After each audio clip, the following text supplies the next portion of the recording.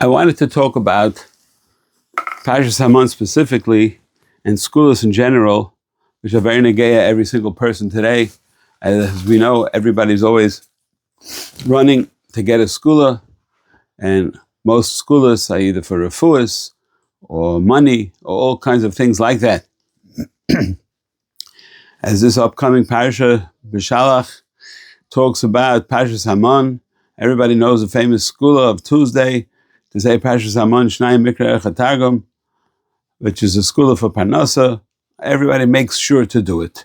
But what really lies behind every segula, and also for refuahs, also pasuk says, "V'shamarta kol chukav kol machal asher santi b'Mitzrayim le'asum alecha k'ani Hashem reifecha." I am the one who will heal you. So question number one is, why are we saying Ki Hashem reifecha? What's the pasuk trying to tell us? And why dafka did it happen in Mitzrayim? And the same thing that will apply to a refuah will also more or less apply to money as well. The reason why, brought down in this forum, any person has any sort of machla is because it is lacking in his dveikus in Hashem and also his dveikus in mitzvahs and Torah. He takes things for granted. He's not dedicating his whole life to Yiras Shamayim and Hashem. And therefore the Rebbeinu Shalom sees that this person needs to have a greater amount of Yiras Shamayim and Tfilos. And therefore the Rebbeinu Shalom gives that person some sort of illness that either he himself or his family and close relatives will daven for him in order that that machala should go away. Of course, the one who gave it, a lot of people have this idea when they daven, when something's not good. Say, Hashem, you're the one who gave me this arm, and you're the one who gave me this pain. So please, you're the only one who could really take it away. Yeah, you could go to this doctor and that doctor, and you have a shliach. It's all very nice and beautiful. However, the only one who can take it away is the Rebbeinu Shalom. It's not the medicines. All these things are aderech mashal, aderech, just that we should have any sort of understanding, but it's not a thing of its own. Same thing would apply to Parnasa. We know we say every day, Pesach es yadecha umazbia l'chol chai rotzain. Hashem put us in this world in order that we should be able to live and survive and do mitzvahs. I have to make a special tefillah for it. And besides for that, I have to make a special tefillah that I should continue to make tons and tons of money, that I should have millions and millions of dollars. Is that what Rebbeinu Shalom wants from us? He wants us to sit and learn and do Torah and mitzvahs. Answer is, one of the richest people in the history of Klal Yisrael was Moshe Rabbeinu. Why was he? Because it's brought down that he got the carvings of the luchos, which were very valuable, and he had them mela, so he had a lot of money. With what midah was Moshe Rabbeinu zoiche to have everything? What they call in English, Torah Gedula b'makom echad. How was Moshe zoiche to that? So, brought down again, all over, that what was Moshe zoiche? With what was he zoiche to be the Rabban Shel Klal Yisrael? With everything that he had, with what was he zoiche more than anybody else? And then that, the Torah tells us that there were three people who are Oila L'Gedula, and there were three madregas in Anova in the bittul to the Rebbeinu Shalom. I'm going from highest to lowest. In other words, David HaMelech, who he said, Anochi Ted La'as V'lo Ish, I'm like a little bug. That was his midah of Anova, like a little bug. Avraham Avinu said, Anochi Ofar Ve'efer, which is like dirt. However, Moshe Rabbeinu said, Nachnu ma. What's the difference? They're all like almost nothing. Ma'aseh David HaMelech picked something that had a chiyus. that the only way that person, that bug, could have been created was through Rebbeinu Shalom. And Avram Avinu also, he was Anachi Afar ve'Efer, is something that is a nivra. Afar and Efer are things that are created by Kodesh Brichu. You could see them, you could feel them, although they're from the lowest madregas, but it's still a something. It's called a daimim. It's one of the Dal Chelkei Abriya. Daimim Tzameach Chaim Medaber is a daimim.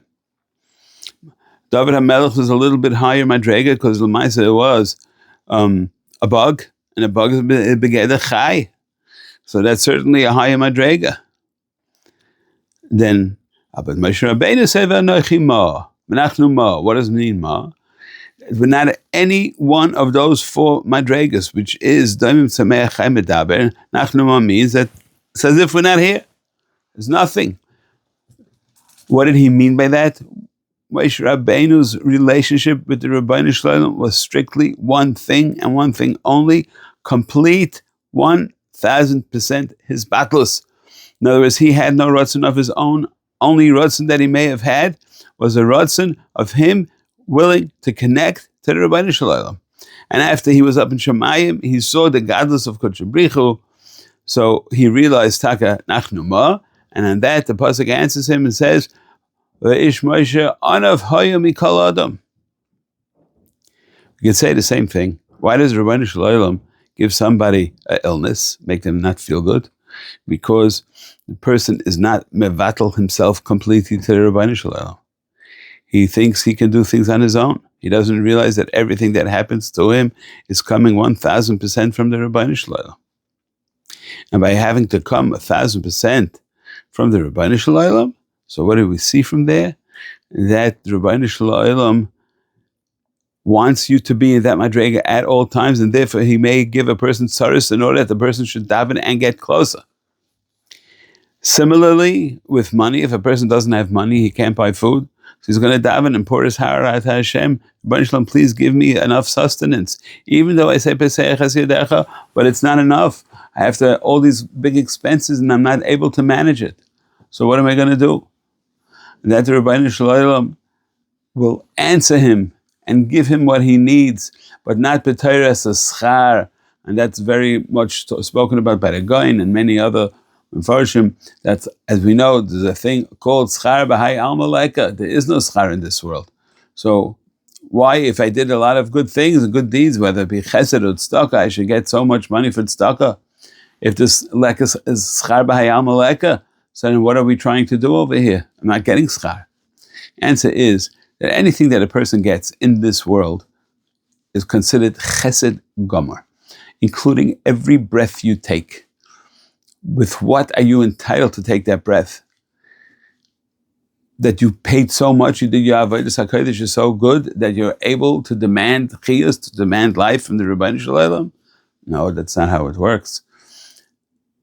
The Rebbeinu Shalom put you in this world, and he's giving you a chesed, that he's giving you a life. You're able to live and have a family and have a house and a car and all the things that a person needs to get by in this world, but it's strictly al chesed from Hashem. It's not al schar, because schar only comes la'asud lavai.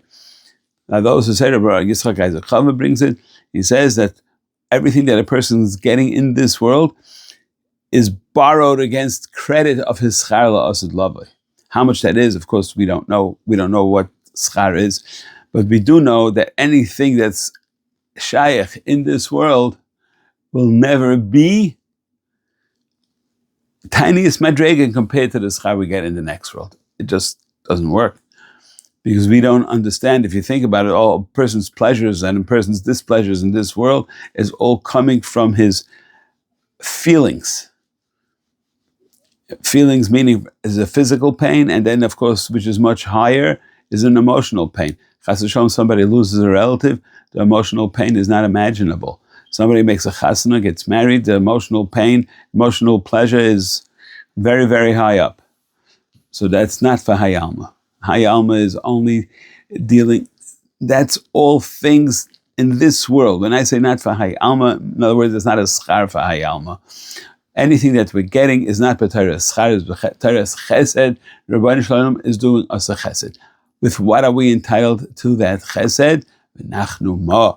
we are complete mevatel ourselves to Kudsha Brichu, when we realize that every single thing that's coming to us is not because of our mice, because we're such good guys, but everything that's coming to us is strictly coming from his battles to Kudsha Brichu, and it's not a schar. Schar only comes la'asir lavai. There is no such thing as schar b'hai alma. As you know, schar b'hai alma leka.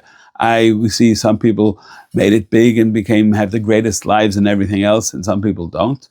Can't look at it like that. First of all, we don't know what the kind of yisurim every person goes through, even in their minds. Like, I have $100 million, and therefore what? But my next door neighbor has $200 million, so what good is that to me? There's a joke. They say, "Ezehu asher hasameach bechelkai." Of course, Pasha Pshat means who's a ashir? Somebody who's happy with what he has. But it's like a joke, but it's really a musa.